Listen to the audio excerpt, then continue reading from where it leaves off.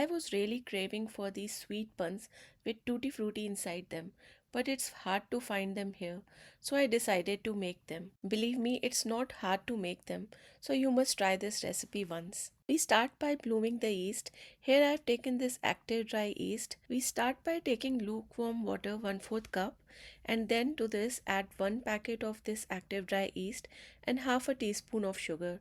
Give it a gentle stir and let it rest for 10 to 12 minutes. In the meanwhile, we'll sift all the flours together. So I have mentioned all the quantities in the description. Here I am adding all-purpose flour, some milk powder and a teaspoon of salt. So we just have to sift it all together so that all the ingredients get mixed up properly. Here you can see all the yeast has become foamy, so that means it has bloomed well. So let's move on to the next step, that is making the dough. Here I am using a stand mixer for making the dough, but you can do all the process just with hands. So all you have to do is mix all the flour, sugar and water and make a dough. I have also used little bit of cardamom powder, but it's completely optional.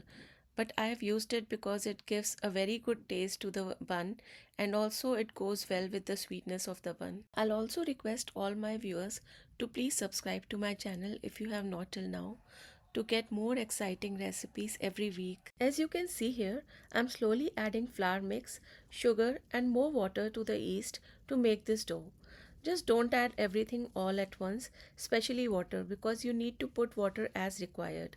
In total, I used 1/4 cup water for the yeast and an additional 1 and 1/4 cup more to make this dough. So if you are making this dough with hands, it will take good 6 to 8 minutes to knead it. And yes, it will be little sticky, but still worth trying. It's almost done.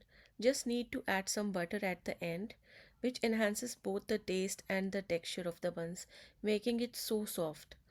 A warm slice of bun with a butter on it, with a cup of hot ginger tea, there is truly nothing like it. So now what I have to do is mix this tutti frutti in the dough, and for that I decided to use my hands to mix it all really well in the dough while kneading it.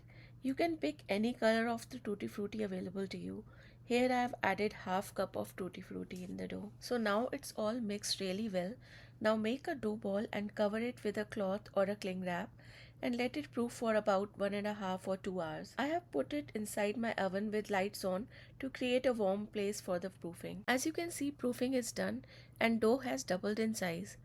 Punch the air out of it and then take it out on a lightly floured board. Now quickly knead it for 2 minutes to bring the dough together, but not pressing it really hard.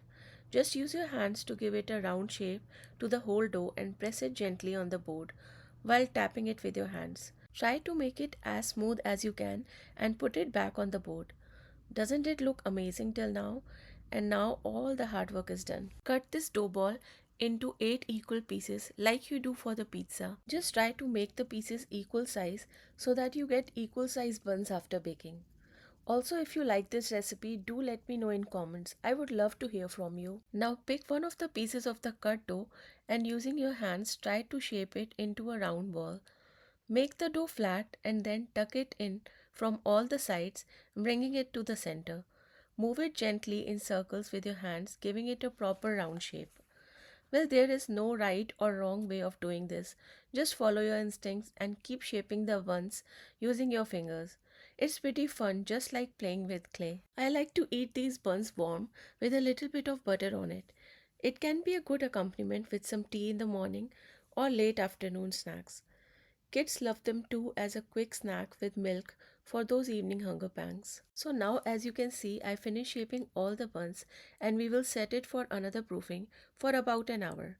Cover it with a cloth and keep it in some warm place. They look well proofed after an hour. I will just dab some milk on the top of the buns before baking it so that they don't form a crust on the top. Ready to bake in a preheated oven at 350 degrees Fahrenheit or 180 degrees Celsius for about 25 to 26 minutes. Look, they are done now with a beautiful golden color, and I'm dabbing it with some melted butter to give that shine to these buns. It's ready to be enjoyed with some maska and your favorite cup of tea or coffee. Although many bakery items are easily available in market these days, but they are loaded with preservatives and we never know how hygienically it has been made. So why not give it a try and make these buns at home in your own kitchen without any preservatives and eat it in a healthy form. Once you make it and know the whole process, you will never go back to those store-bought buns. Look at them, so spongy and soft. Well, I can't wait to try them with my ginger chai now. So don't wait and try this recipe soon. All the ingredients and quantities are mentioned in description. Please like and share and also subscribe to my channel